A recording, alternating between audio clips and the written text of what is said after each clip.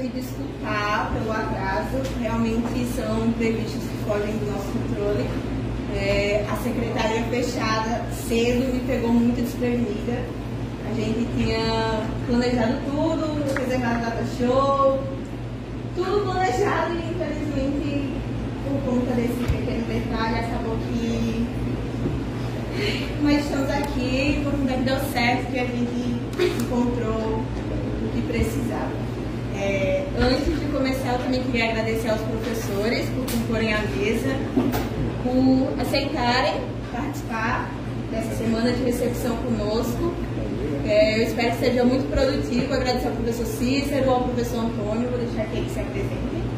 Eles já se apresentaram, mas eles podem ficar se apresentar novamente.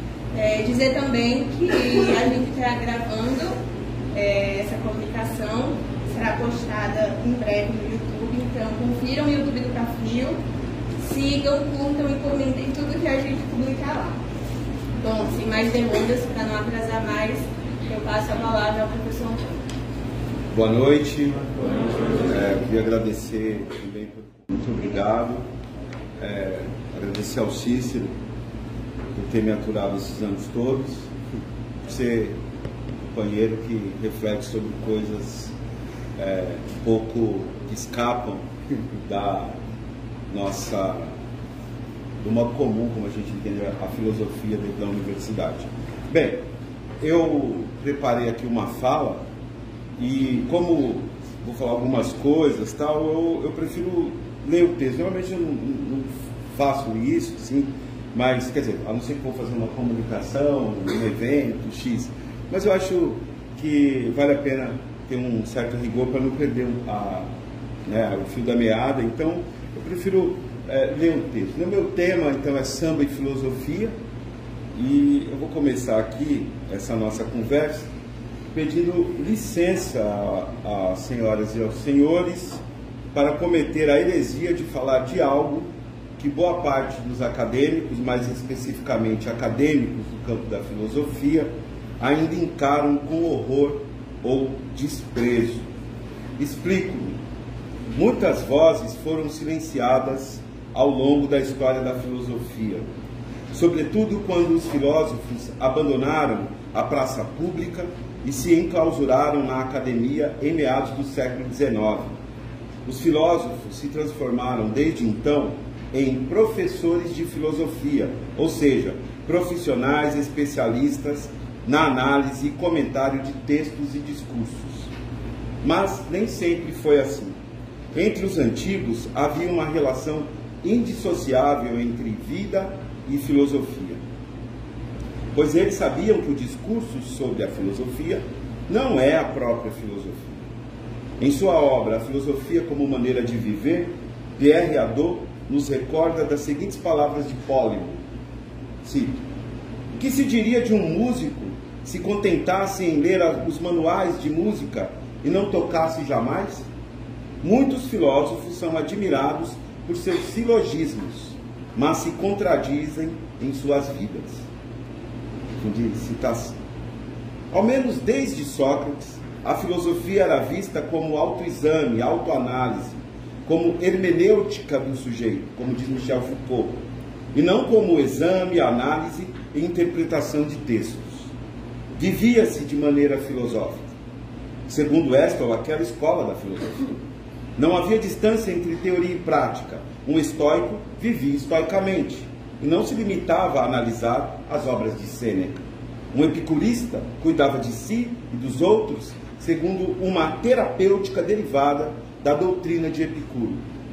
Ainda conforme Hadot, eu cito novamente, a sabedoria era um modo de vida que trazia a tranquilidade da alma, a ataraxia, a liberdade interior, a autarqueia, a consciência cósmica. Primeiramente, a filosofia se apresentava como uma terapêutica destinada a curar a angústia. Fim de citação. Se de fato é assim, devemos ser francos. Dentro dos muros da academia, somos meros professores e estudantes de filosofia. E está tudo bem, mas não podemos esquecer que do lado de fora, pessoas angustiadas, adoecidas, que não examinam a si mesmas, deixam-se guiar por coaches e influenciadores oportunistas, encantadores de jovens, que carentes da partilha e da vida em comum, acabam abraçando discursos fáceis, caindo na trama de neofascistas que envenenam suas mentes com mentiras. Para se enfrentar esses oportunistas, penso ser urgente arejar o ambiente dentro da universidade, promovendo ações integradoras como esta, né, Fernando? Que renovem o ensino da filosofia. A tarefa não é fácil, pois ainda há um enorme preconceito, para não dizer uma enorme ignorância, que o discurso filosófico conservador carrega e difunde dentro e fora da sala de aula. Esse tipo de discurso acadêmico, solipsista, é incapaz de se pôr à escuta do outro e por isso deseja traçar uma linha rígida entre o que é sério e o que é bobagem, entre o que pode ou não ser dito, segundo os parâmetros do que se entende por prosa filosófica. Na verdade, essa postura é a manifestação de um tipo de violência, uma interdição microfascista, no dizer de Félix Guattari. Portanto, se aqui pedimos licença para cometermos a heresia de falar de samba em termos filosóficos, antes de tudo é preciso entender os motivos desse pedido de licença. E os motivos não estão tocando.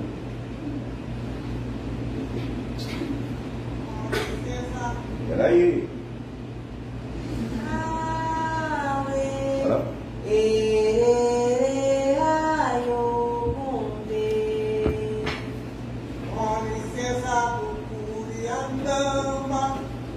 Com licença do com licença do senhor moço, com licença do nosso terra,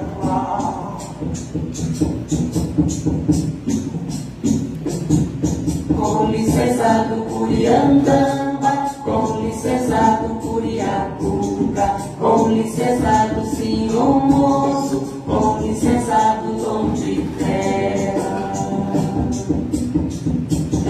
com licença do Curiandamba, com licença do Curiacuca, com licença do senhor moço. O que acabamos de ouvir é um visungo, um canto de força e trabalho na língua iorubá. Clementina de Jesus, Tia Doca da Portela e Geraldo Filme reviveram esse e outros cantos no álbum Canto dos Escravos, gravado em 1982, considerado até hoje o mais importante registro da oralidade afro-brasileira. Tais cantos de tradição banto eram entoados durante o trabalho forçado na mineração ou na roça nos tempos da escravidão. De norte ao sul do Brasil, os cantos expressavam o lamento e a resistência de um povo sofrido, retirado de suas terras, forçado a trabalhar para senhores escravocados de chicote na mão. Muitos desses cantos se perderam, mas alguns chegaram até nós graças ao trabalho do pesquisador Aires da Mota Machado Filho, que os coletou em 1928 nos povoados de São João da Chapada e Quartel Indaiá, no município de Diamantina, em Minas Gerais. O que ouvimos há pouco é um canto de abertura, no qual as vozes pedem licença, movendo-se entre dois planos, o espiritual e o terreno, o visível e o invisível. Nesse sentido, o pedido de licença é ambíguo e pode ser interpretado como uma forma de resistir ao opressor. O nome Curiambanda, que ouvimos no canto, remete a um ser sobrenatural, que indica o caminho e exige ser apaziguado para não causar problemas para os escravos negros que trabalham nas minas. Curiacuca é outro ser sobrenatural, que também devia ter um poder ameaçador para o sujeito que canta e para os ouvintes que compartilham da comunidade de significado e experiência formulada pela canção. Ambos os seres sobrenaturais são, segundo o pesquisador Jorge Carvalho, provavelmente equivalentes míticos do papel representado por Exu. Contudo, ao lado desse pedido de licença, desse agô, no plano espiritual, Temos o pedido de licença no plano terreno ao senhor moço e ao dono da terra. Licença que, nesse caso, não significa sujeitar-se a uma condição servil. Ao contrário, o termo licença marca uma forma de resistência, da qual o próprio canto é a expressão. Essa resistência pode ser notada de forma contundente na interpretação de Clementina de Jesus, que, ao seu modo, com sua voz singular, áspera e cortante, atualiza a ancestralidade. Faz a palavra terra tremer, percutir no tempo e ressoar com a força dos tambores africanos, ou seja, com a força daqueles que foram destituídos de suas terras pelos que se julgam seus senhores e donos. Acerca desta forma de resistência, que envolve o entrelaçamento da música, da dança e da ritualística performática afro-brasileira, a pensadora Leda Maria Martins nos mostra aqui, eu cito a Leda, a linguagem dos tambores, sopro dos antepassados, investida de um ethos divino, agencia os cantares e a dança, e de forma oracular pronunciam uma subversão da ordem social, das hierarquias escravistas e dos saberes hegemônicos. Fim de citação.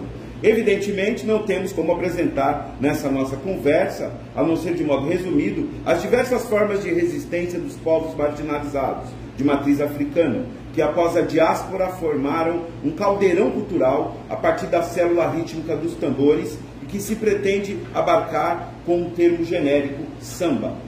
Aqui, um pouco de análise filosófica cairá bem, afinal, a filosofia exige rigor na apreciação dos conceitos e no uso das palavras. Antes de tudo, cabe perguntar, quando falamos de samba, a que nos referimos? Com a frase, Paulinho da Viola fez um samba, queremos dizer, por exemplo, que um determinado sujeito compôs um tipo de música. A palavra ganha outro significado quando evocamos um tipo de dança e coreografia. Por exemplo, quando dizemos, Fernanda samba bem. A palavra ganha ainda outro sentido quando alguém, por exemplo, nos convida para ir ao samba que vai rolar no departamento de filosofia. Como se vê, o conceito de samba abarca uma rede de manifestações, música, dança, reunião festiva, ligadas ao plano do sensível. É importante observar que, desde seus primórdios, o samba, enquanto manifestação cultural afrodiaspórica, enfeixava tudo isso, nutrindo-se da seiva dos tambores. Daí que seja complicado falar em uma única origem para o samba, pois isso nos levaria a cair em certa visão essencialista, ou seja, atribuir uma única raiz para o samba, deixando de lado a pluralidade de suas manifestações regionais. Penso que as diversas expressões do samba, seus diferentes ramos, indicam rizomas não lineares que esparramaram pelo Brasil, ao menos desde o século XIX, que se esparramaram. Desde o século XIX, não, desde o século XVIII, na verdade, e que vão assumindo características diversas em momentos históricos decisivos. Por exemplo, a proibição do tráfico das pessoas negras em 1850 levou à primeira onda migratória da mão de obra escrava no Brasil, sobretudo de Minas e da Bahia, quando os escravizados foram deslocados para trabalhar nas lavouras de São Paulo ou do Rio de Janeiro. Posteriormente, em 1888, a abolição da escravidão, feita de modo a proibir o acesso da população negra ao principal meio de produção da época, a terra, acabou forçando essa parcela da população brasileira, despojada de recursos, a viver de modo precário à margem da sociedade. Isso levou novamente a um deslocamento, dessa vez para os centros urbanos, como é o caso do Rio de Janeiro, onde em torno da Praça 11, nos cortiços e mais especificamente no terreiro da Tia Ciata, os sambistas se reuniam numa época em que fazer samba era proibido pelo Estado. Mais tarde, quando o samba foi capturado pela indústria fonográfica, durante o Estado Novo, passou a ser considerado como um produto rentável. Como a indústria cultural emergente, tentou-se silenciar a voz do morro, fazendo o samba se afastar de suas origens africanas, assumindo um ritmo e uma harmonia mais palatável ao gosto da classe média branca, tal como vemos em Aquarela do Brasil, um samba exaltação de Ari Barroso, no qual encontramos o famoso verso esse coqueiro que dá coco, talvez um dos mais ridículos da música brasileira. Pelo menos do ponto de vista tautológico, nunca vi coco dar outra coisa. E ontológico. Por outro lado, novas formas de resistência vão surgir das ondas migratórias, de modo que o samba autêntico, mesmo não tocando nas rádios, irá resistir nos morros e terreiros, o que nos ajuda a compreender as variantes que o samba vai assumir regionalmente. Assim, aqui em Sergipe, temos as cheganças e marujadas. Temos o samba de pareia, com o protagonismo das mulheres negras, como Dona Nadir do Mussuca, em Laranjeiras. Na cidade de Carmópolis, temos o samba de aboio, que brotou logo após a abolição da escravidão e continua vivo até hoje, né, Daniel? Você esteve lá, a potência desse samba aqui de Sergipe. Temos ainda o samba de coco da Ilha Grande, aqui em São Cristóvão, conduzido pela mestra Dona Madá, em São Cristóvão, que em 2023 foi reconhecida como patrimônio vivo da cultura sergipana. Na Bahia, vem o samba chula e suas variantes, praticado não apenas no Recôncavo, mas em todo o estado, e que ficou popularizado como o nome de samba de roda, hoje reconhecido como patrimônio material da humanidade pela Unesco. Em Minas, além dos viçungos, temos os jongos, as congadas, os moçambiques e os reinados, que fazem o cruzamento entre a ancestralidade africana e o catolicismo popular, coroando reis e rainhas negros nas portas das igrejas, numa performance ritualística. No Rio de Janeiro, que se nutriu da diáspora baiana e mineira, encontramos o jongo, a chula, a marcha rancho, o machixe e, enfim, o samba urbano carioca com suas variantes. Samba de partido alto, samba de breque, samba de exaltação, samba de grafieira, samba lanço ou samba rock e o samba de enredo. Em São Paulo também temos diversas modalidades, vou tocar uma aqui para vocês, tá? Diversas modalidades de samba urbano, mas além disso há o jongo, o lundu e o samba de bumbo, tão evidente no legado do mestre Geraldo Filme, no qual podemos perceber o cruzamento entre o batuque paulistano e a chula trazida pelos escravizados baianos, com forte presença do ponteio da viola e do pagode caipira, que vão formar a enzima do samba rural paulista.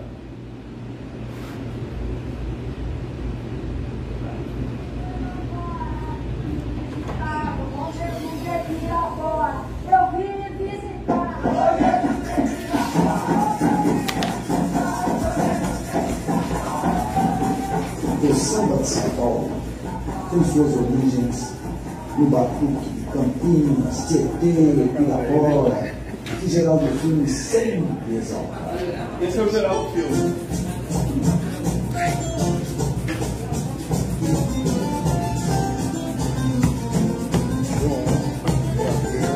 Bem caipira, vocês vão ver.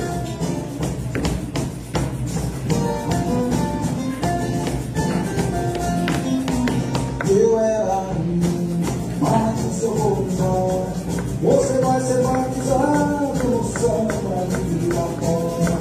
Eu era menino, mamãe disse eu vou embora. Você vai ser batizado no samba de Pirapora. Mamãe fez uma promessa para mim desfilando, um desfilhado de celeste, na cabeça uma grande.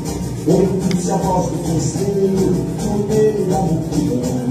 Menino preto não sai aqui nessa procissão. Mano, mulher decidida ao santo de perdão. Jogou em casa fora e me levou pro barracão. Lá no barraco tudo era alegria. Nego batia nas abundas do dia. Lá no barraco tudo era alegria. Nego batia nas abundas do dia. Iniciado em mim, um batuque de fevereiro, samba de Piracicaba, levei o tempo, os temas da maldição, não consigo esquecer.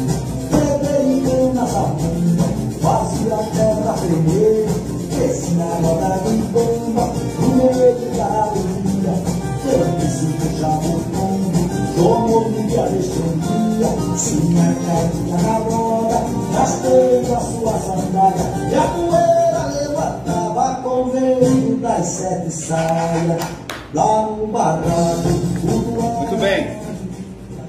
Agora, eu gostaria de avançar um pouco e refletir junto com vocês, de modo mais específico, a respeito da relação entre samba e filosofia. Para começar, lembro aqui do mestre Candeia, sambista, esse aqui é o Candeia, sambista cuja... Eu contei o segredo, já dei um spoiler. Nascido em 17 de agosto de 1935, que já na sua infância frequentava as rodas de samba e no início da vida adulta foi um dos fundadores da Portela. Depois disso, Candeia ingressou na Polícia Civil como investigador. Seu comportamento então mudou completamente. Ele passou a perseguir o povo da noite, a bater nos antigos amigos sambistas e intimidar as mulheres. Tornou-se um homem mau, recusando suas origens, baixando a cabeça para os de cima, enquanto pisava nos de baixo.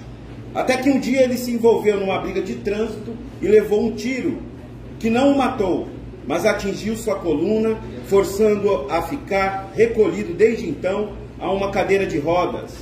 Isso deu um novo sentido para a sua vida. Candeia, isso fez, Candeia olhar para dentro de si, fazer um autoexame e descobrir quem realmente ele era. Vocês conhecem o Candeia? Vocês conhecem o Candeia, talvez, por conta dessa música, mas ele tem muitas músicas. A canção Preciso Me Encontrar, que ele compôs no momento de angústia e que foi gravada por Cartola e Marisa Monte,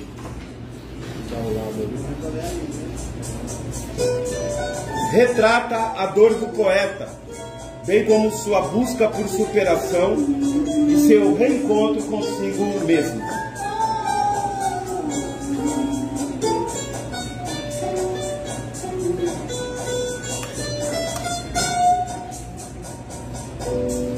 Deixe-me, preciso andar, vou por aí a procurar, e pra não chorar.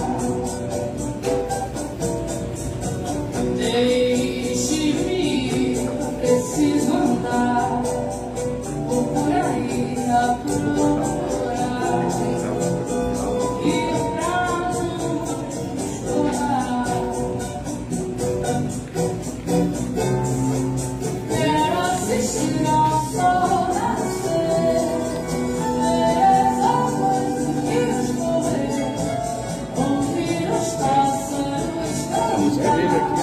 Eu quero nascer, quero viver, deixe-me, preciso andar, vou por aí a procurar, e pra não chorar.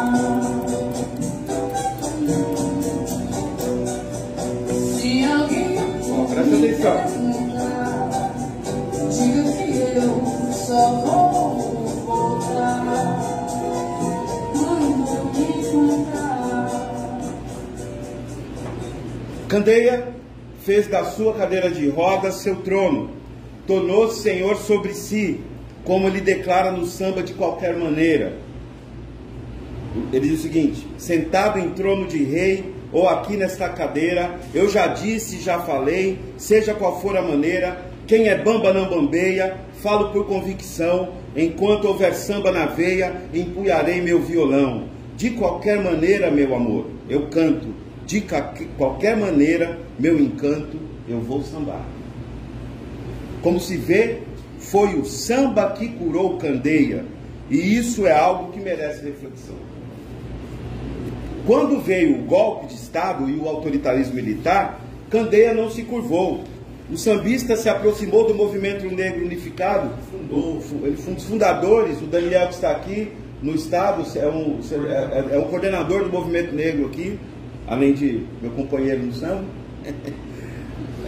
E ao lado de sua amiga Lélia Gonzalez, protestou contra as injustiças sofridas pela negritude, fundando a escola de samba Quilombo, da qual a própria Lélia participaria, denunciando a comercialização do carnaval, que havia se convertido em um espetáculo para gringo ver.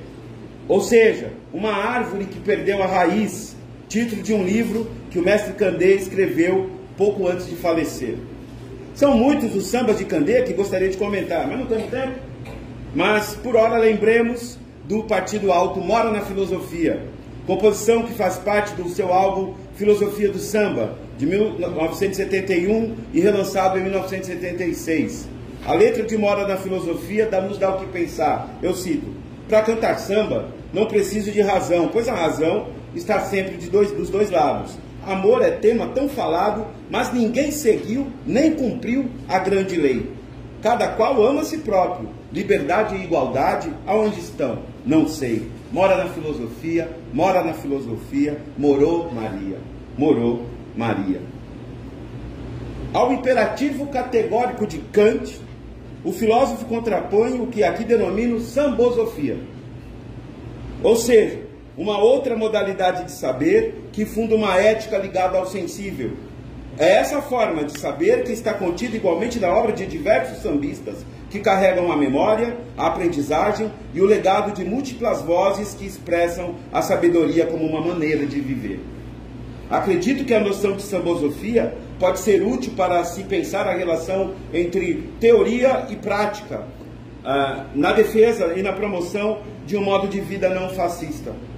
A noção de sambosofia pode ser vista também como uma chave conceitual que nos auxilia a entender, em termos categoriais, os modos de resistência que o samba, enquanto expressão de uma coletividade solidária, apresenta no combate ao preconceito e aos donos de terra do nosso tempo, que querem nos ver adoecidos e derrotados.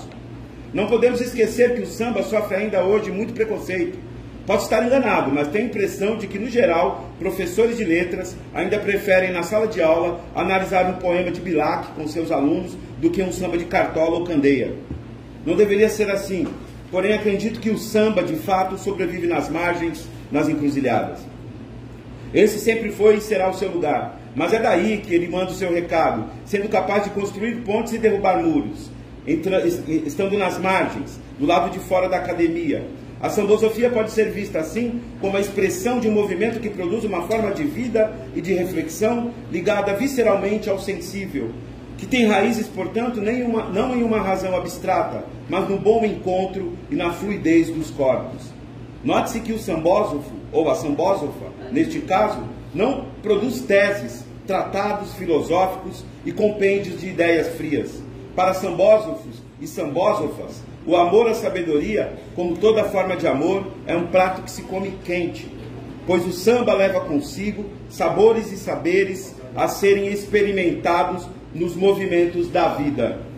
O samba leva consigo a leveza do instante, o ensino e a aprendizagem de uma tradição que se renova. Talvez alguém dirá que isso não é filosofia. Sim, talvez isso seja sambosofia. O uso de tais rótulos, na verdade, depende muito do modo como encaramos a atividade filosófica. Há quem pense que o filósofo legítimo deveria se ocupar apenas da relação semântica dos conceitos por meio da análise interna das proposições e problemas, deixando os devaneios sobre o sentido da vida para malucos e poetas. Esse tipo de filósofo entende a filosofia como uma medicina mentes, quer dizer, como uma correção do intelecto, ou seja, como uma terapêutica que, pela via da transparência linguística, é imprescindível para trazer o sujeito de volta à sanidade. Ora, se fôssemos apenas máquinas pensantes desreguladas, essa terapêutica talvez bastasse, mas não, nós somos seres sensíveis, afetivos, de carne e osso. Por isso a sambosofia leva em conta uma medicina corporis. Sem querer ofender ninguém, podemos dizer que o filósofo apegado exclusivamente ao intelecto é quem está doente, perturbado e precisa de cura, ao menos se levarmos em conta aqui a figura do pensador tradicional e colonizador, que parece se comportar como um neurótico narcisista com seu ar de superioridade, dizendo: isso é filosofia, isso não é. Esse tipo de filósofo encara a atividade filosófica como um saber morto, ou, para lembrar o que nos ensinou Pierre Hadot, como um mero discurso que se debruça sobre outros discursos. Ao contrário, o sambósofo ou a sambósofa encaram a atividade do pensamento como um exercício interrogativo sobre os mistérios da vida, sobre o invisível, sobre o que está oculto, sobre o que não sabemos, buscando assim formas de aprendizagem e esclarecimento quanto às melhores escolhas a seguir nas encruzilhadas da vida.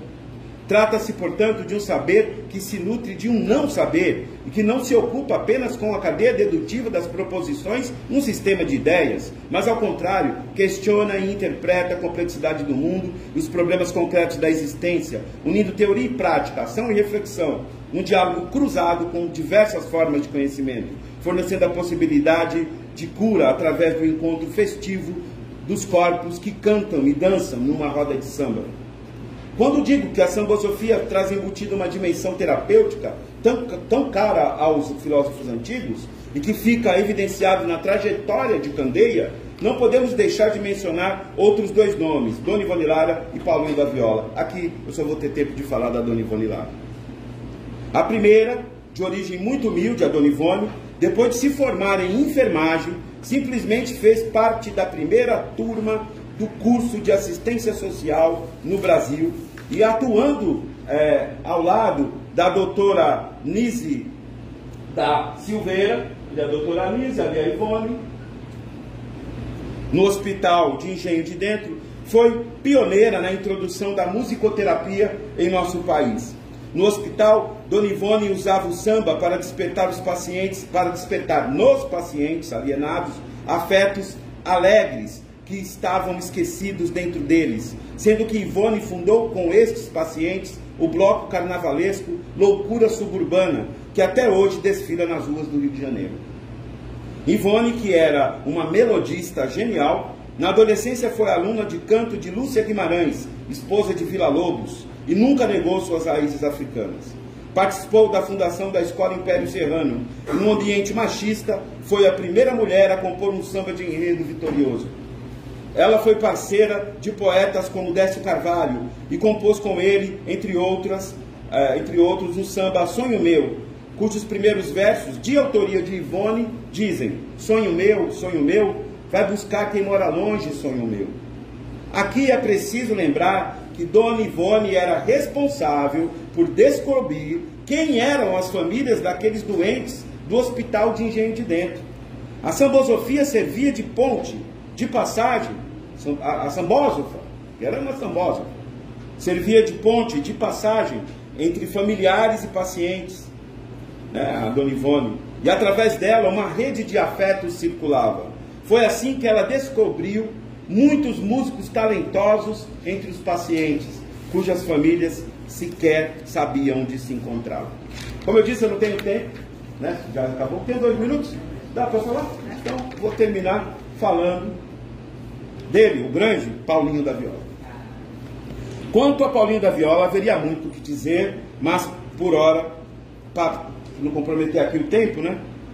Eu vou indicar um ensaio que eu escrevi a respeito do Paulinho da Viola, chamado justamente Sambosofia, e que foi publicado na revista dos estudantes de filosofia aqui da UFES, a Manguezal, no ano passado. Então vocês podem consultar depois. Apenas para concluir, gostaria de lembrar a esse respeito o seguinte: conhecer é fazer, como diz o filósofo da poesia Jean-Baptiste Vico. O sambósofo faz samba quando é capaz de conhecer a causa da dor, quando passa por ela, superando-a, transformando o sofrimento em poesia, em arte, atingindo por essa via sensível a tranquilidade da alma e a saúde do espírito. Além disso, o sambósofo combate o solipsismo filosófico que se agarra ao intelecto para controlar ou sufocar as paixões. De fato, quando uma pessoa aprende a tocar um instrumento, para lembrarmos de Spinoza, ela aumenta sua alegria, sua potência de vida, seu conatos, pois sabe fazer algo que antes não sabia. Quando um sambista compõe um samba, ele sabe expressar o que antes ignorava.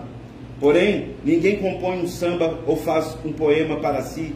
Na verdade, enquanto prática terapêutica, a sambosofia só tem sentido como partilha, como doação, que reverbera coletivamente na roda de samba. Vou tocar só viu, Fernando, um trechinho final aqui. Então, essa partilha, né? Essa doação, a gente pode ver expressa num samba. Eu vou tocar só um trechinho do samba simples, né? De uma sabedoria muito simples do Paulinho da Viola, que eu considero um dos sambas mais singelos dele. Eu canto samba que sou assim, me sinto contente. Eu vou ao samba porque não jurei, não posso viver. Como eu tenho a mais velha da utilidade, se fico sozinho, ele vem me socorrer. Há muito tempo eu escuto esse barco furado dizendo que o samba acabou. Só se foi quando o dia clareou. Há muito tempo eu escuto esse barco furado dizendo que o samba acabou. Só se foi quando o dia clareou. O samba é alegria, falando coisas da gente. Se você anda tristonho, o samba fica contente. Segura o choro, criança, vou te fazer um carinho. Levando o samba, leva nas contas do meu cavaquinho. Eu canto samba, porque sou assim, eu me sinto contente. Eu vou Só para dar um gostinho, né? Esse samba fala por si como expressão da troca e partilha que caracteriza a sambosofia de Paulinho da Viola. Aqui o sambósofo lança a mão de vários sentidos da expressão samba. Eu canto samba, eu vou ao samba, o samba é. As várias facetas do samba são apresentadas nesses versos. A dimensão musical, a comunitária social e a ontológica, o axé ou alegria que o samba produz. O sambósofo sabe que não é o intelecto ou a razão que comunica ou produz alegria. A razão tem suas razões, mas para novamente lembrar de Spinoza, somente um afeto supera outro afeto. A alma tem raízes no corpo, portanto, pode se livrar das angústias através do que é corpóreo. Na rede afetiva da roda de samba, a alma é tocada, liberta da tristeza. O sambista é o médium, aquele que canaliza a música e leva a leveza para dentro de almas perturbadas. Gostaria de concluir dizendo que o samba nos ultrapassa, nos excede, nos envolve com seus ritos, seus símbolos, suas cores, sua dança, sua diversidade. O samba, portanto, não se resume apenas ao elemento sonoro, nem à beleza de suas metáforas, ou seja, não é somente poesia cantada. O samba não se resume à harmonia, à letra, ao ritmo e à melodia, ou seja, não é apenas música. O samba se oculta e se revela. Ele está presente tanto no timbre do tambor quanto no requebrado dos quadris. Mas o samba não é só coreografia dos corpos em êxtase, não é só dança. O samba é imanência absoluta e plural. Por isso, escapa a toda definição redutora. O samba se põe em movimento e transcende seu campo de ação para além do que já foi posto ou que ficou enrijecido. O samba flui e se renova. Nietzsche, certa vez, disse que só acreditaria num Deus que soubesse dançar, ao que um sambósofo poderia responder: só acredito em deuses que sambam. Alorie. Muito obrigado.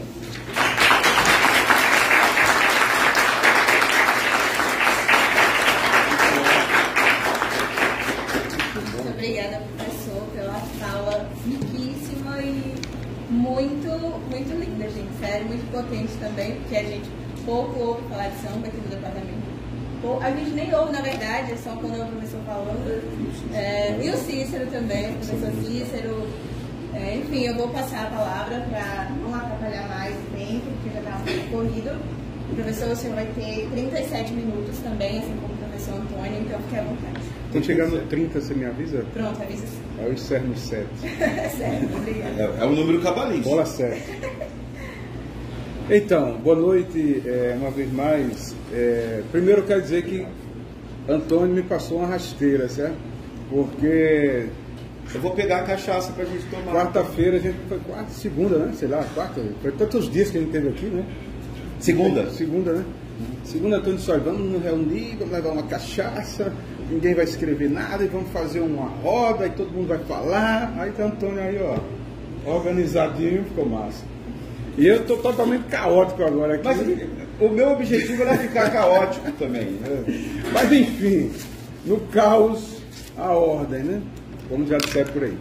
Então veja só, eu vou falar da capoeira e eu só queria dizer que a minha relação com a capoeira, ela é específica porque eu venho pesquisando nos últimos 10 anos sobre capoeira, né?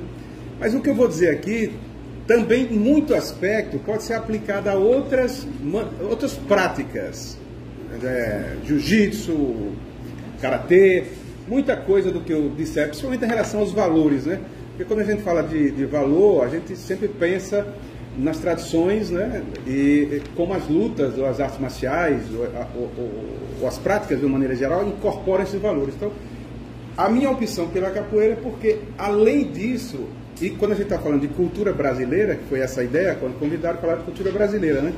Então, eu entendo que a capoeira, que tem samba e que se constitui enquanto processo, né? E permanece ligada aos ritmos, e que são ritmos comuns com o samba, nas suas origens, né? Ela é uma expressão, na minha opinião, indissociável da história do Brasil, da ideia de concepção do que a gente poderia chamar de uma cultura brasileira, do que a gente pode falar de identidade, sempre entre aspas, né? Porque a gente poderia discutir sobre isso, mas quando você fala de capoeira, você fala necessariamente de um processo de construção de um povo, né? De um povo que é múltiplo e que é bastante... porque tem uma frase que diz o seguinte, onde tem classe, não pode haver uma só cultura, né? Então, eu não poderia falar aqui de cultura no sentido de uma cultura brasileira como se fosse uma coisa unitária. Não existe a cultura brasileira, né? O que a gente tem e aí o Alfredo Bose, que que eu indico muito um texto dele que está na internet, chamado Cultura ou Culturas Brasileiras, algo assim, vocês podem acessar. Eu tive a oportunidade de ver o Alfredo Bose, saudoso, falando numa conferência fora do país, e pouca gente, e quando ele começou a falar, ele disse, olha, eu vou falar de cultura no sentido etimológico, antes de qualquer coisa, para trazer para o concreto, né? E realmente a palavra cultura vem de cultus, né? No latim. E vem de uma palavra que é agrária. É de plantar, é de cultivar. Quando a gente diz assim, vamos cultivar, é exatamente o processo de cultivo, de feitura e produção do que a gente pode chamar de valores, de bens, de patrimônio e tudo tal. Mas nada disso se reduzem a um conjunto. Porque se vocês olharem patrimônio no dicionário, vocês vão ler um conjunto de práticas, de um povo, de uma cultura, de um grupo. Só que cultura, pese essas nossas classificações, cultura popular, cultura erudita, cultura acadêmica, cultura... Não pode ser pensada como algo que se dá enquanto finalizada. E tem um autor também que eu gosto muito, eu indico também, chamado Jacob Burckhardt, que era o único autor que Nietzsche, já que você falou em Nietzsche, permitia ler os escritos dele, né? Segundo conta, ele revisava os textos de Nietzsche, lia os textos dele. Mas ele tem uma obra chamada, posso errar a ordem, certo? Porque há muito tempo que eu li, mas nunca saiu da minha cabeça quando eu estou resgatando ela agora, que é Estado, Religião e Cultura. Ou pode ser Religião, Estado e Cultura. Mas com certeza é Estado, Religião e Cultura. Essas três palavrinhas. E quando ele analisa Estado, Religião e Cultura, ele diz que a grande diferença da cultura do Estado é que o Estado e a religião, elas são estatizantes, estáticas. Elas não são dinâmicas. Elas são conservadoras, por princípio. Religião e Estado são conservadores, por princípio, né? No sentido de que a cultura contrária ao Estado e à religião, ela é dinâmica, ela só se constitui no dinamismo que lhe é próprio, ela não é dada. Então, a capoeira é isso, ela é uma expressão cultural brasileira, como a gente diz, que hoje, inclusive, em 2008, a capoeira quer dizer, a capoeira e os mestres saberes, né? E os mestres, os ofícios de mestre, foram homologados pelo IFAM, né? Agora não. Foram homologados como patrimônio imaterial, né? Brasileiro, da cultura imaterial brasileira. E depois de 2014, patrimônio imaterial da humanidade, pela Unesco, a roda da capoeira, né? Patrimônio imaterial da humanidade. Quando você está fora do país... Como o samba, né? Como o samba. Então, coladinhos aí. Inclusive, Sambosofia, eu até fiquei pensando, Sambosofia capoeiragem. É o que a gente está fazendo hoje aqui. O samba com a filosofia e a capoeira girando em torno desse espaço aí isso aqui como o Cícero, desculpa te interromper a sua fala, Cícero. Deixa mais 5 minutos para mim. Dê mais 5 minutos. O Cícero cunhou uma expressão, que isso aqui é um sarau, né? Que é um sarapatel filosófico, né? Que é uma das suas vamos reesquentar, viu? Vamos requentar o sarapatel. Requentar, tá guardado. Mas é uma atividade semelhante a essa em lugares fora da universidade que a gente vinha fazendo já há algum tempo e paramos, né, Antônio? Era parceiro, Antônio. E o sarapatel é porque sarapatel é vísceras, né? Não é café, vamos tomar um café filosófico. Não, é sarapatel. Então a ideia do lema era pensar visceralmente, né? Isso. Porque a ideia era a gente tratar de temas de uma maneira mais integrada e não fazer conferências, que é coisa mais para os cafés à la française, né? Mas enfim, a nossa perspectiva aqui hoje, então minha, é não entrar muito em uma espécie de comunicação, porque eu não preparei, e dar umas dicas de por onde eu caminho quando eu vou estudar cultura brasileira, cultura na capoeira e filosofia, né? Tem 2 artigos meus que vocês podem consultar. Um está na Manguezal, que bate muito diretamente com o que o Antônio falou. Está no mesmo número. No mesmo número, que é capoeira em MPB, né? Que aí eu faço um percurso que eu apresentei, inclusive, na última semana do Café, eu acho, né? Como é que a capoeira está intrinsecamente associada à história do Brasil pelos movimentos históricos políticos. Então, as músicas daqueles momentos de luta contra a ditadura, contra a repressão, né, por direitos, sempre estiveram naqueles contextos, a capoeira sempre esteve presente como forma de integrar esses discursos de resistência, né? Em última instância seria de resistência. Então, só para situar quem não conhece, a ideia mesmo da capoeira, é muito difícil você lidar isso dentro do próprio espaço da capoeira, porque, enquanto tal, a gente não tem como definir a origem disso, quando isso se constitui, se era essencialmente uma discussão agrária ou urbana. Eu parto do princípio que a capoeira, como a gente concebe, é urbana, como o samba se desenvolve junto do desenvolvimento das cidades, né? É aí que as coisas começam a pegar, são nas zonas urbanas que começam as coisas a serem desenvolvidas, não quer dizer que não houvesse, mas é um desenvolvimento urbano, e eu uso esse excelentíssimo trabalho, para quem tem interesse, chamado A Capoeira Escrava e Outras Tradições Rebeldes no Rio de Janeiro, de 1808 a 1850, de Carlos Eugênio Líbano Soares.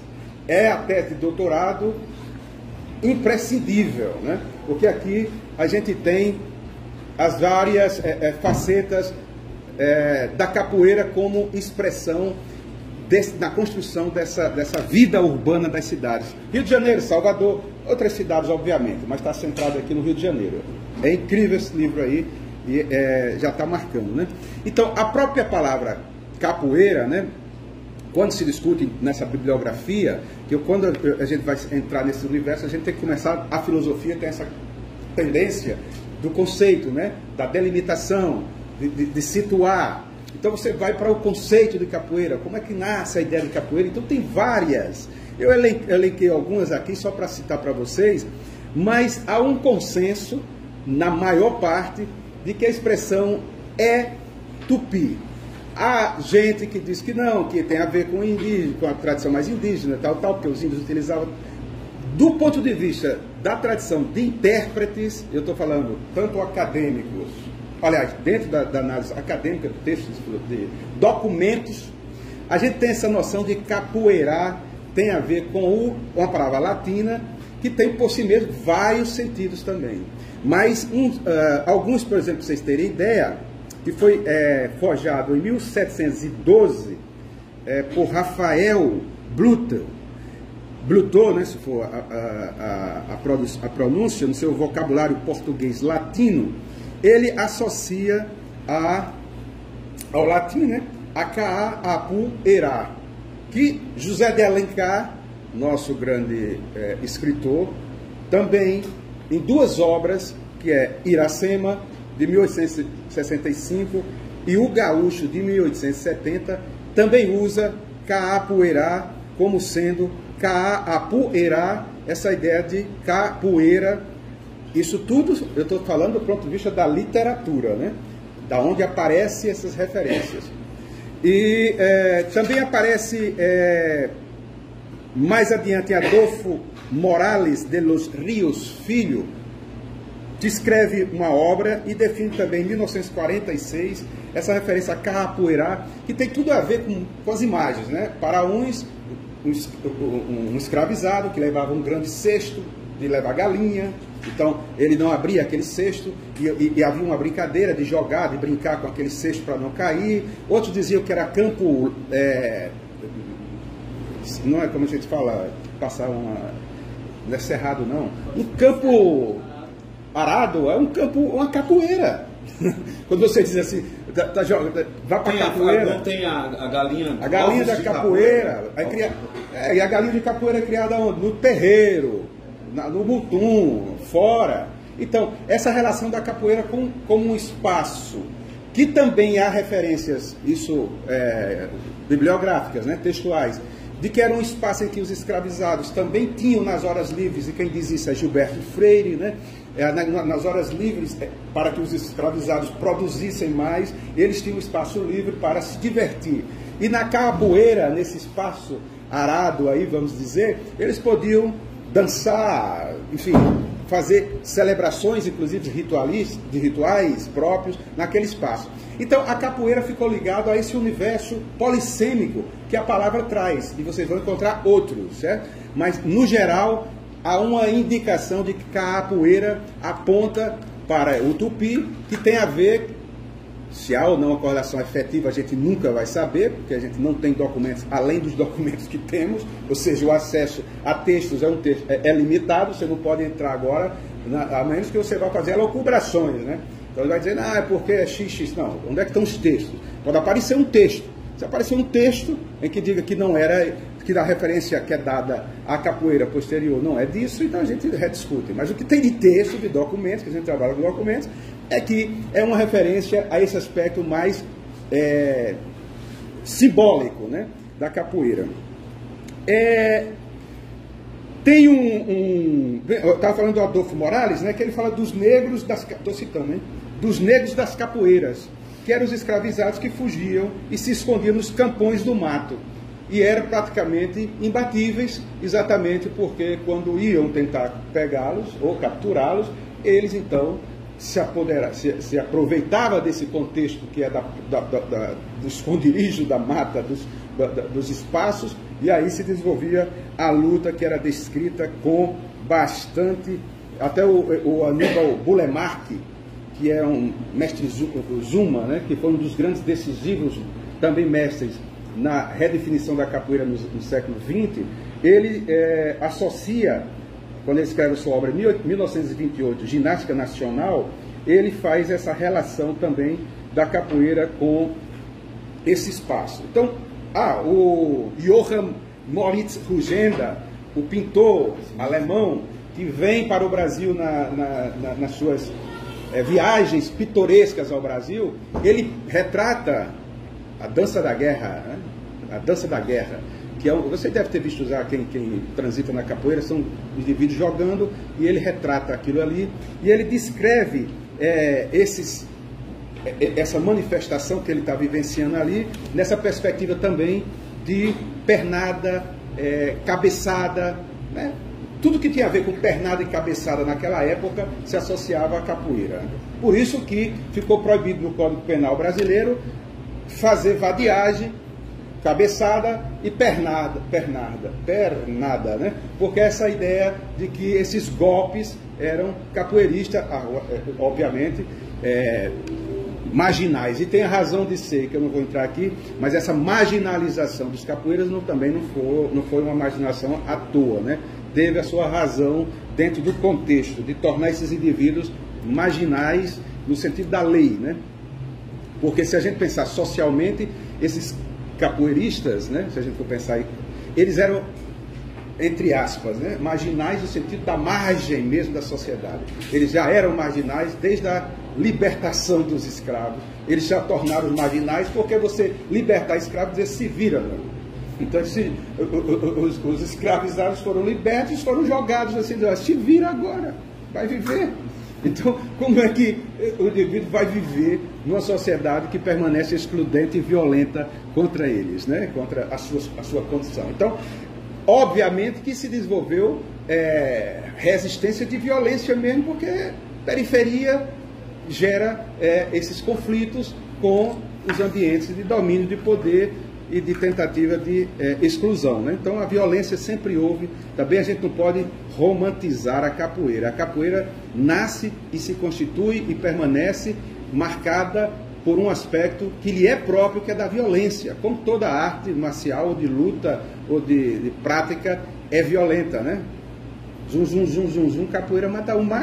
Agora não é dizer, é uma dança, mas é uma luta. É uma luta. Não bata em mim que eu não bato em ninguém, né? Ponteiro mata um, não deu em mim que eu não dou em ninguém. Então tem uma ideia de que a capoeira ela vem marcada por esse processo, né, histórico, político, social, dentro da própria definição do que a gente chama de Brasil. Então ela está presente nisso em vários aspectos. Então estudar o Brasil pela capoeira é excelente. Você estudar como é que o Brasil, lendo as coisas e vendo como a capoeira se manteve, né, como o samba também, nesse movimento de definição de país, né, e de sociedade. Bom, Gilberto Freire, ele no seu livro lá, com todas as críticas que a gente possa fazer, né, Casa Grande Senzala, que é um outro livro que a gente em filosofia não lê, porque a gente não lê os nossos autores, principalmente esses ligados à antropologia, à sociologia, né? À etnografia. A gente acha que é um trabalho que é de outra área, então não tem muito interesse. Então Gilberto Freire, ele chega inclusive a indicar que essa perseguição à capoeira, aos capoeiristas, é parte de um projeto de república, né? Da república. Quando a república se instaura, então encontra um aspecto da capoeira muito interessante, porque você teve dentro da Guerra do Paraguai grupos de capoeiristas que foram lutar contra o Paraguai. E dentro desse grupo, ao retorno, ou durante esse conflito, houve muita amizade entre brancos e negros, né? Você tem, por exemplo, Barão de Rio Branco, era capoeirista, jogava capoeira. Então eram indivíduos da sociedade que praticava capoeira e, segundo Gilberto Freire, esse contexto da nova república incomodava, porque a capoeira estava se misturando, digamos assim, dentro de classes, sendo absorvida dentro de uma classe que era tida como elite, né? Ou de poder, ou de branca, né? Então, segundo Gilberto Freire, a marginalização também teve um aspecto social de segregação, ou seja, de evitar. Ele chega até a dizer, se não tivesse ocorrido essa marginalização legal, inclusive, da capoeira, provavelmente, ele chega a dizer, a capoeira poderia estar na polícia como uma forma de... Ainda bem, né? Mas poderia ser bom, né? Estaria dentro da polícia, do exército, como uma forma de autodefesa, de combate, porque era assim que a coisa estava caminhando naquele contexto histórico, né? Então Gilberto Freire fala disso lá no seu livro Casa Grande Senzala, como uma espécie de propositadamente exclusão da capoeira da sociedade, ainda do aspecto da sociedade. Machado de Assis também escreveu crônicas, e nas crônicas diz, olha, teve uma luta, teve um jornal da época, noticiou que um grego, não vou lembrar o nome dele agora aqui, tomou as páginas do jornal devido a um conflito. E Machado de Assis escreve uma crônica dizendo, olha, a imprensa brasileira está dando muita importância aos capoeiristas, tem que ignorar os capoeiras. Então Machado de Assis tem uma relação interessante para a gente estudar em função com a capoeira, porque ao mesmo tempo que ele faz crônicas criticando não a capoeira em si, né, mas criticando essa espécie de protagonismo que a capoeira está ganhando na imprensa, o Luiz Costa Lima, que é um dos grandes críticos literários brasileiros, escreveu uma obra, que depois um outro autor, que está na internet tudo isso, resgatou e discutiu, chamado Machado de Assis Capoeirista, a capoeira literária em Machado de Assis, mostrando como é que a obra de Machado de Assis se constrói a partir de um jogo de simulação, de resistência e de crítica, e ao mesmo tempo de permanência, né, de olhar assim dentro da ordem, que é típica da ginga da capoeira. Então tem um artigo interessantíssimo, estou falando isso com quem gosta de estudar literatura capoeira, literatura filosofia, tem esses textos na internet já como um guia, como o início da conversa, mostrando como é que a literatura brasileira lida com a capoeira. Jorge Amado, a literatura... Então veja bem, para não me perder no esquema caótico que eu fiz aqui, a gente pode pensar a cultura brasileira a partir da capoeira associada à música, né? A música, por quê? Porque a capoeira essencialmente é musical, né? No sentido de que faz parte e eu acho que isso é um diferencial, não tem como não ser. Eu desconheço, pode haver. É outra prática de luta em que a música exista não como fundo, mas como aquilo que rege a roda. O indivíduo que não escuta uma ladainha, está cheio de gente jogando. Eu também não vou entrar nessa. Vocês vão encontrar, eu estou falando, parece que é uma meta capoeira, né? Estou falando de um espaço abstrato, né? Porque na roda você pode não encontrar, você pode ver que o cara entra, joga ali, não está nem ouvindo, babá. Isso não me interessa. Não me interessa, respeito profundamente, mas quem joga capoeira sem ouvir o berimbau, sem ouvir a música, sem seguir aquilo que define o tempo das coisas, que isso é o tempo do mundo, como vai dizer Gilberto Gil na sua composição, o tempo da cabaça. Quando o mundo era pequeno, minha mãe me dizia, parabólico camará, é o tempo da cabaça. Tem que ouvir o tempo da cabaça, porque o tempo da cabaça é o guia sempre apontando na perspectiva. Então, se não há uma experiência de corporeidade, se alguém está jogando capoeira e o corpo não é parte do jogo, o corpo é simplesmente o que move na ação da técnica, tá ótimo, tá jogando. Mas a capoeira, no sentido que a gente discute enquanto discurso de mestres, que é um outro problema que a história se desfaz, né? Ou pelo menos exige que a gente pense, é o papel da tradição dos mestres nas culturas populares, não só na capoeira, né? Mas na cultura popular. Qual o papel do mestre numa roda de capoeira?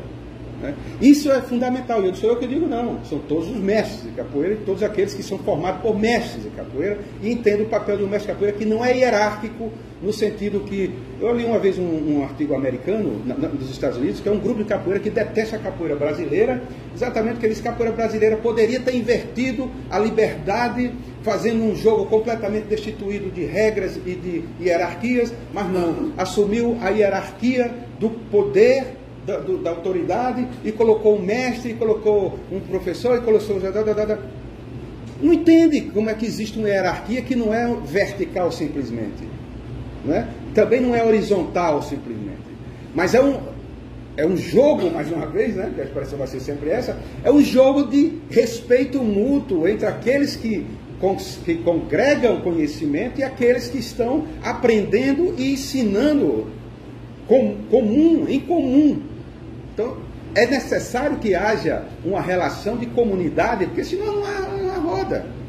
Então, a partir do momento que se desfaz, aí tudo bem, podemos estar falando de capoeira de todas as maneiras. Não bota essa música ainda não, rapaz. Não, eu tô botando. Me permite um adendo nessa parte aí? Diga, ele pediu a palavra no meio. Quando Deixa eu começar. Vamos falar da música. um africano em Yorubá fala agô, Agô. agô é o mais antigo, agô é Sim. quem vem primeiro. Então eu acho que essa lógica da Sim, capoeira, sim. dos mestres, é o agô Sim. a quem vem primeiro. Dá licença, Sim. a permissão. Sim. E é fundamental porque as coisas elas não são, como a gente às vezes acredita, do nada, né? Por mais que você esteja fazendo uma coisa assim, impressionante, aquilo ali está integrado a um conjunto que, de uma certa maneira, que os próprios mestres disseram, você tem que transpor. Você tem que É transpor. uma cultura oral, né? É a oralidade. É o Então, griot. é o griot. Você não pode chegar assim e dizer, não, agora é uma questão de submissão. Não é de submissão porque aprenda e vá.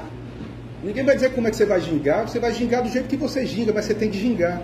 Mas a ginga não é vou dizer, olha, você vai gingar assim, você vai gingar assim. Não existe isso. Do mesmo modo que todos os golpes que aprende que são fixos, eles são dados de todas as maneiras possíveis. Então não é porque o indivíduo deu um martelo de uma maneira que ele não está dando um martelo. Ah, bota o pé mais assim, levanta o dedo assim. E Leonardo da Vinci dizia o seguinte, olha, porque perguntaram, isso é histórias, né? Como é que você pinta a sua palheta? Você faz sua palheta? Leonardo da Vinci teria dito, eu passo matematicamente cada pigmento, eu vou dosando, como a gente faz tempero, e depois eu jogo a palheta fora. Obviamente jogar fora é uma expressão, né? É o fato de dizer assim, você tem que ter a técnica, você tem que ter o conhecimento, mas você tem que ser si mesmo dentro dessa técnica e desse conhecimento, porque senão você está fora da proposta inicial da questão do jogo, que é que cada um se mostre como é, como está. Então acho que a filosofia da capoeira, que permite a gente pensar filosoficamente, essa relação que passa pela música e pelo corpo é fundamental. Aí você pode ir com Merleau-Ponty, você pode ir... Eu já escrevi sobre Merleau-Ponty, essa relação mundo, sujeito-objeto, né? Já não há mais sujeito-objeto, só há uma unidade, mas é uma unidade diferenciada, é uma unidade que é dinâmica. Então vocês podem ir para as referências filosóficas que quiserem, mas vocês podem ir para outras referências também internas e construir essas referências também quando se pesquisa sobre essas coisas, né? Porque a gente tem que dar ouvido também àquilo que extrapola os muros, né, do nosso métier. Então ele está falando da loucura, né, da maluquice, mas tem que ter também essa consideração com o que extrapola. Então veja só, bota a música agora, Antônio. E aumenta. Vamos ouvir só essa letra. É uma ladainha, certo? Quer jogar, né? Tá. Tá.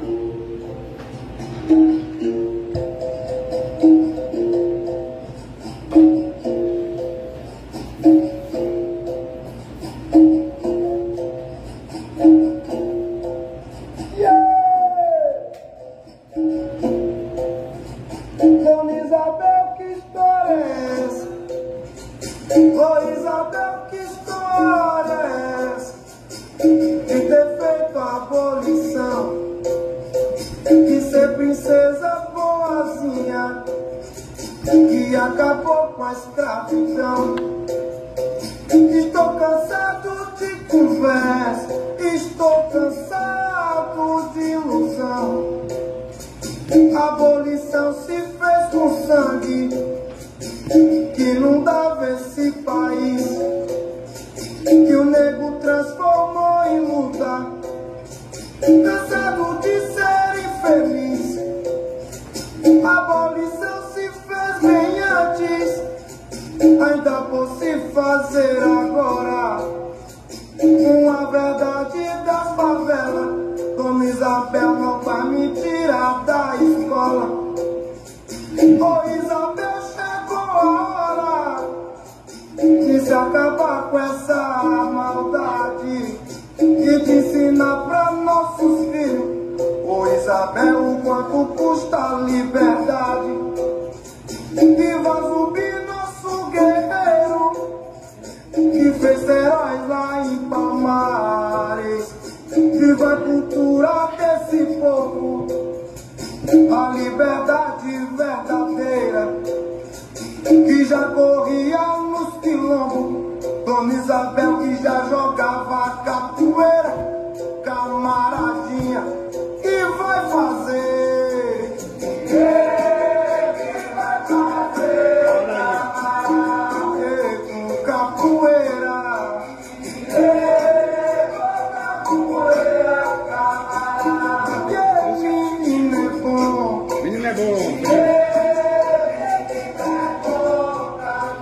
Então, quem está cantando é Tony Vargas, que é um mestre de capoeira daqui do Brasil, claro, e se chama Dona Isabel, né? E vocês viram a relação histórica com a princesa boazinha, libertadora dos escravos, né? Então, a própria ladainha, que é uma construção múltipla, porque a ladainha é de tradição também europeia, porque você tem nas cantigas de capoeira, você tem elementos afros, você tem elementos europeus e você tem elementos que eu estou chamando aqui de brasileiros, uau, já, de confluência dessas coisas, que é como o caldeirão que o Antônio falou antes, o caldeirão cultural que nasce disso tudo. Então, a ladainha, vocês veem que é uma ladainha. Se vocês forem do interior, vocês vão ver essas ladainhas nas igrejas católicas também de rua, nas procissões, vocês vão ver nos terreiros, vocês vão ver em vários espaços essa coisa da participação na música, da oralidade da música e da canção. Mas a letra não é qualquer letra. Então, vocês imaginem jogar uma ladainha percebendo o que está sendo dito e a relação dessa percepção com a construção do jogo. Aquele jogo expressa também, porque o cara não está cantando ali à toa. Capoeirosofia. Capoeirosofia. Então está tudo integrado. Então veja só, a música é um aspecto que pode ser objeto de pesquisa e eu estou orientando a dissertação hoje, atualmente aqui no mestrado, sobre música da capoeira. Orientei uma outra já no mestrado sobre um aspecto mais ligado à tradição um mestre da Bahia chamado Decânio, que escreveu várias obras e um aluno aqui fez uma dissertação, a segunda dissertação, né? Música é um lugar especial para se trabalhar no capoeira, né? Outra coisa é a língua. Pouca gente sabe que o Ministério das Relações Internacionais do Brasil lançou não é uma cartilha, é uma, como é que chama isso em educação, rapaz? Eu até tinha anotado Manual? Não é manual, rapaz? Um projeto uma proposta curricular. O Ministério das Relações Internacionais tem uma proposta curricular que está na internet também, de curso de português para estrangeiro. Aí eu disse, curso de português para capoeiristas estrangeiros, para capoeira no exterior. Por quê? Porque a capoeira hoje está em 160 países do mundo. E a capoeira exige que o capoeirista cante. Então o que é que acontece? O Ministério das Relações Internacionais, o IFAM, obviamente, diversos setores, estão atentos ao fato de que a cultura, a língua brasileira é hoje ensinada no exterior por via da capoeira. Então o cara tem que aprender a cantar, ele tem que aprender, porque ninguém vai, embora você tenha muitos mestres, acordeão, vários outros, que dão aula em inglês e tudo mais, mas ele vai cantar música. Como é que vai entender? Ele pode até cantar, né? Isabel, mas quem foi Isabel? Vai ter que estudar Isabel. Também. Sim, porque é o conteúdo do negócio. Então não dá para ser estética pura, né, vazia. Então hoje a capoeira é um veículo prioridade, inclusive diz assim, olha, podemos considerar como amplamente apontado que a capoeira tornou-se um elemento difusor da língua portuguesa no exterior. É uma política linguística do Brasil. Então isso, imagina uma coisa que foi marginalizada, que começou totalmente excluída e hoje a capoeira está em 160 países sendo transmissora de língua portuguesa. Coisa que Portugal provavelmente não consegue fazer, não conseguiu fazer durante muito tempo, né? Porque o português a gente tem muito reduzido ainda. A Guiana brasileira. A Guiana, Então, para ir mais adiante, você tem a língua, a música, o esporte, que eu não vou nem falar, porque a prática também da capoeira hoje, que há controvérsias, há discussões, mas a capoeira está nos colégios também, eu escrevi artigos sobre isso, está nos colégios como prática esportiva, né? Então, está ligado ao esporte e está ligado à educação. Eu estou com um material que eu também não trouxe, de um mestre de capoeira aqui de Alagoas, que escreveu um manual para criança, um livro para criança aprender a história do Brasil jogando no colégio e entendendo as composições que ele faz. É interessantíssimo esse trabalho dele, aqui de Maceió, de Teotônio Vilela. Me fugiu o nome dele agora. Caramba, teve lá em casa domingo. É porque eu sempre quero chamar pernilongo. Esses apelidos capoeiristas é complicado. Os caras têm cada apelido que eu vou dizer, né? É apelido. Não, o mestre vivo ainda é um. Tem uns que é, sei lá, trava-vento, as coisas assim, né? Tem uma, esse, por exemplo, é o nome que eu não estou lembrando. Mas enfim, na educação, a capoeira, ela é objeto de reflexão de valores educacionais também. Valores que são do ponto de vista da ética, da política, da estética. Como é que você entende isso dentro da capoeira? Então, veja só, música, língua, esporte, educação e política, que eu acho que é uma coisa... Política no sentido, eu não falo de política partidária, porque hoje a gente tem, inclusive, encerrando, amanhã vai ter um evento aqui interessante para quem participa, né? De uma frente que está discutindo, inclusive, a formulação de um partido ligado à capoeira aqui no Brasil, né? Amanhã vai ter um evento aqui em Aracaju. É um aspecto. Outro aspecto é a política no sentido ativo de quem constrói e luta integrada a outros níveis sociais, né? Então é essa política que eu acho que a capoeira ela é decisiva. E finalmente, eu digo que vocês, quem tem interesse, procure Valdeloir Rego. Ele tem uma obra chamada Ensaio Socioetnográfico da Capoeira. É uma outra obra também central para isso tudo que eu estou falando aqui, de maneira muito rápida, certo? E Muniz Sodré. Sim. Também tem vários, né? Mas ele tem uma perspectiva da capoeira como resistência e acomodação. A ginga como expressão disso. Porque a ginga é também, dentro da capoeira, algo imprescindível. Também tem gente que não ginga, né? Mas cada um tem sua ginga. Mas a relação que a ginga estabelece com o movimento é uma coisa imprescindível, né? Então, o povo que ginga, eu quero um Deus que gingue, né? Samba. Um samba, né? Que samba, que canta e que ginga. Né? Porque a ginga é algo também muito próprio do Brasil, né? Do brasileiro, no sentido do Brasil, né? Se na América Latina mesmo, você não tem cultura que ginga. Salsinha ali, um negócio.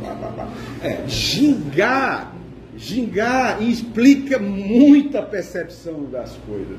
Né? Você não está gingando como alguém que está fazendo um tchá-tchá-tchá, né? Devido estar numa perspectiva de percepção.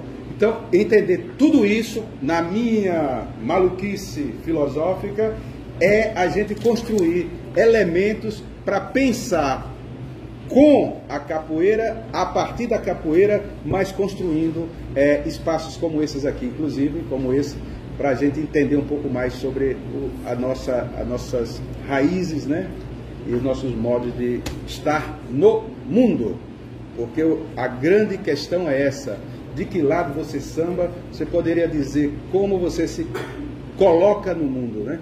E eu acredito que a capoeira tem uma perspectiva de consciência de estar no mundo, de como se está no mundo.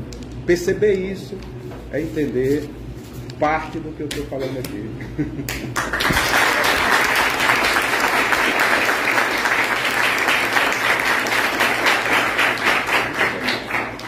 Muito obrigada, professor. Parabéns. Vocês acham que dá tempo da gente fazer um espacinho de algumas perguntas? Acho que sim. Infelizmente a gente só vai ter 15 minutinhos, porque está bem corrido, senão não vai dar tempo de vocês verem o samba, que é a atração principal da noite, gente. E também a gente vai ter uma apresentação com o pessoal da capoeira, com o Emílio, que é... A gente vai saber quanto da noite. Insistência. Não importa a hora.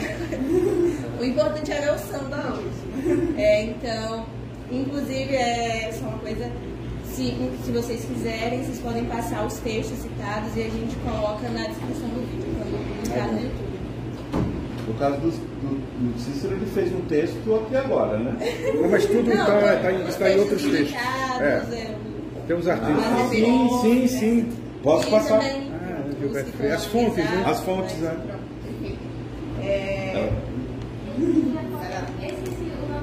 Cícero. Eu queria comentar por conta de umas frases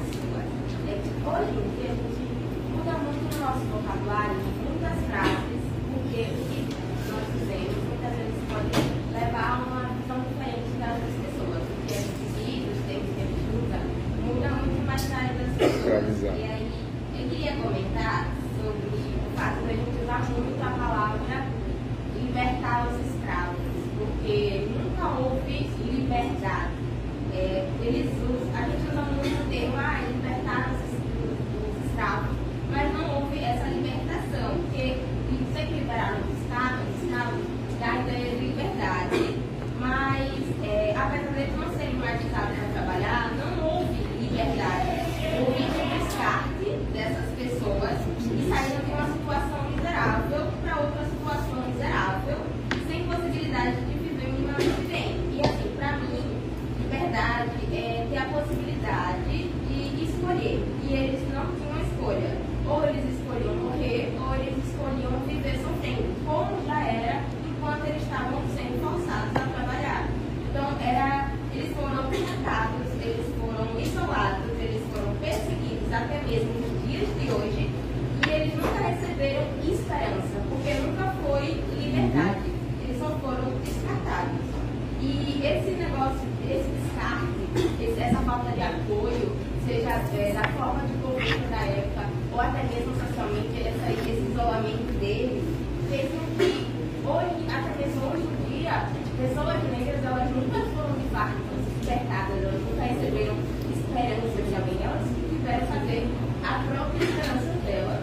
E no fim, até mesmo hoje em dia, nós, pessoas negras, a gente continua presa às algemas. Só que algemas invisíveis, que faz com que a gente continue tendo que trabalhar, se esforçar para tentar sobreviver. Não é viver, é sobreviver. Ótimo. Exatamente isso. A suposta, né, a tomada da liberdade, no fundo, é isso que você está dizendo. É colocar, como eu disse, né, jogar, descartar, que você está usando a expressão descartar, se vira e se vira sem poder se virar, né? Que é o pior disso. Você agora é livre para não poder fazer nada.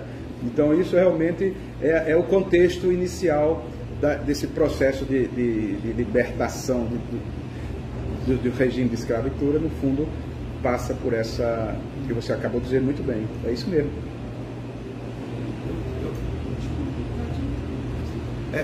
Primeiro eu queria parabenizar o Cícero. A gente não combinou nada de como ia ser a forma que a gente ia fazer. Então ele ficou aqui e falou, não tem rasteira nenhuma, viu? Agora, brincadeiras à parte, eu gostei muito da sua fala, só que tem uma coisa que acontece também no samba, que é quando isso se torna produto, mercado da indústria, né? Ele fala, o pagode é uma coisa, samba raiz é outra coisa, aquela coisa, né? Então, essa coisa essa comercialização em torno, você não tocou nesse ponto, né? Mas há uma indústria cultural, uma forma de se vender a capoeira que na verdade não dá conta dessas múltiplas dimensões que, vamos dizer assim, uma capoeira autêntica, se é que esse termo, eu até falei isso do samba, não sei se é correto, mas assim, para a gente pensar isso, o que acontece no samba, né? E aí há aqueles puristas, como é o caso do Ney Lopes, que tem um trabalho excelente, excepcional, que vai apontar para esse deslocamento, né, a partir dos anos 90, como chamam os grupos de pagode, por exemplo, Negritude Júnior, Raça Negra, tudo isso que não era nada ligado à tradição da luta, enfim, aquilo da resistência, como um Candeia ou outros autores. Na capoeira, e tem gente que não é assim tão purista, eu acho que não é bem assim também, enfim, é discutível, de qualquer forma, gera um debate. No caso da capoeira, esse fenômeno também acontece? Existe, claro. Inclusive, existe bastante essa questão do produto, né, de transformar esse produto. Isso começa já com Getúlio Vargas também. Getúlio Vargas, né? Quando Getúlio Vargas Estado Novo, tenta, com o seu populismo, transformar a capoeira como o esporte nacional, né? No fundo, Getúlio Vargas queria vender um produto como sendo assim standard, e a partir daí. Agora, há mais do que uma questão de mercado, porque mercado na capoeira, você pode dizer o quê? São as academias, né? Então você pode dizer, não, as academias que começam um processo de academização se toma como a partir do mestre Dimba, né, que cria a primeira escola de... Mas eu acho que é menor que no samba, não é não? É menor do que no samba, mas há conflitos internos. Por exemplo, há grupos que defendem que a capoeira regional, por exemplo, ela embranqueceu a capoeira, né? Sim. Outros dizem, não, a regional não embranqueceu, eles usam essa expressão, coloriu, né? Porque agregou. Há grupos que são mais ligados a essa busca de retorno à África, né? São mais ligados, nos grupos mais ligados a Angola, né? As capoeiras de Angola tem uma perspectiva de dizer, não, há uma espécie de retorno, que é próprio dos movimentos, né? Que constitui movimentos sociais. Agora, hoje tem uma discussão muito grande porque tem-se campeonatos, que eu já comentei, né? Campeonatos focados como luta mesmo, campeonatos que são feitos para como MMA, essas coisas aí. E também tem um outro aspecto das escolas, né? Que tem uma discussão que as escolas botam capoeira também para ganhar grana, né? Não há um investimento efetivo de promoção. Porque tem esses rico, âmbitos. É tão rico que não tem como você... Essa riqueza toda, ela se perde se vira produto. Tem um mestre aqui daqui de Aracaju, que é o mestre Lucas, que ele diz o seguinte: esse negócio de escolarizar a capoeira está errado, tem que capoeirizar a escola, né? Eu acho, essa é a questão, capoeirizar a escola e não escolarizar a capoeira.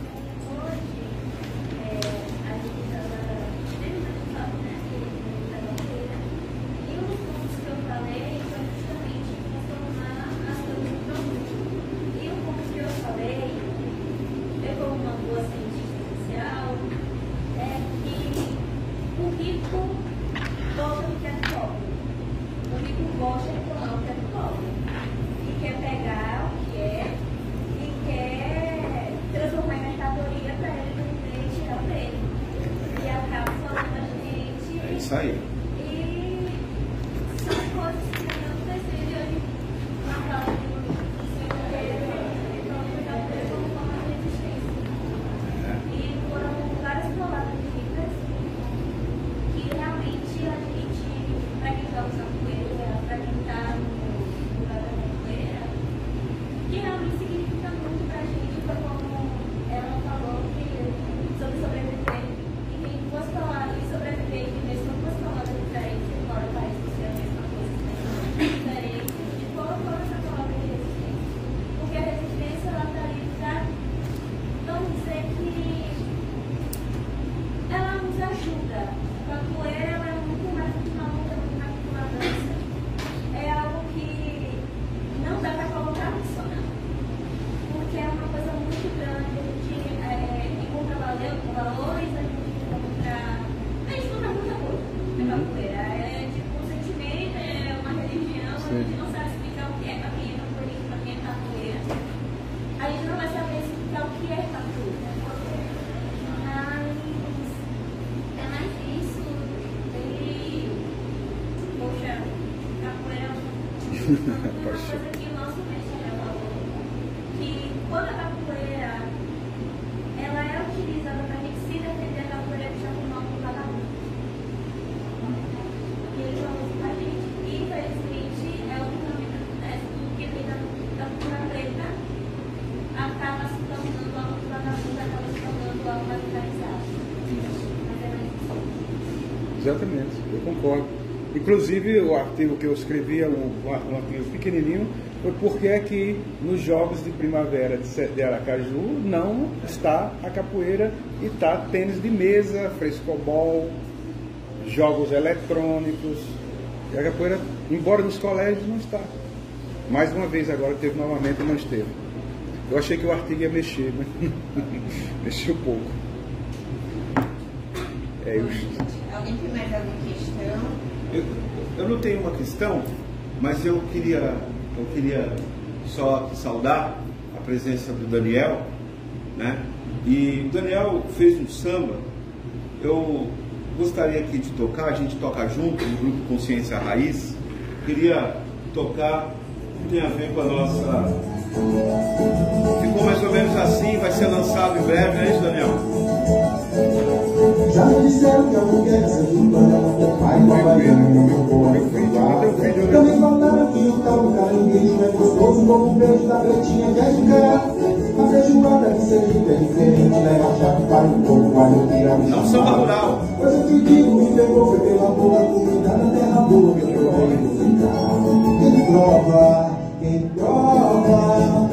admite que é o estado de Sergipe. Terra boa, vem pra cá. E agora, com esse samba alimentado, deixa a miséria de lado. Deixa a miséria de lado. Pois é, deixa a miséria de lado. O camarão que é preparado, como balo legalmente, de pouco e tem bem carburado. Muito mercado e amendoim, inclusive queijo, coalho, requeijão e manteiga que eu vou comprar. A tapioca, salão e pé de moleque que a morena me oferece, é dela que eu vou levar. Mas eu te digo, me pegou, foi pela boca, comida na terra boa que eu poderia ficar. Quem prova, admite que é o estado de Sergipe. Terra boa, vem pra cá. E agora, com esse samba alimentado, deixa a miséria de lado. Deixa a miséria de lado. Pois é, deixa a miséria de lado.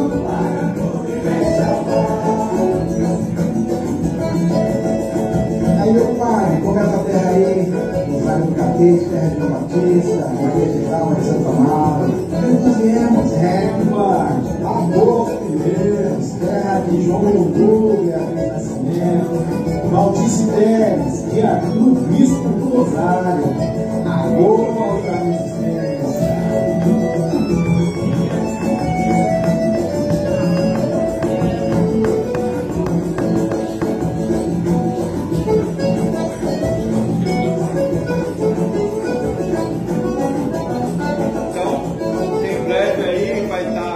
Nas melhores lojas do ramo, na verdade não vai estar de graça, disponível nas plataformas. Vocês podem Muito bom, baixar. hein?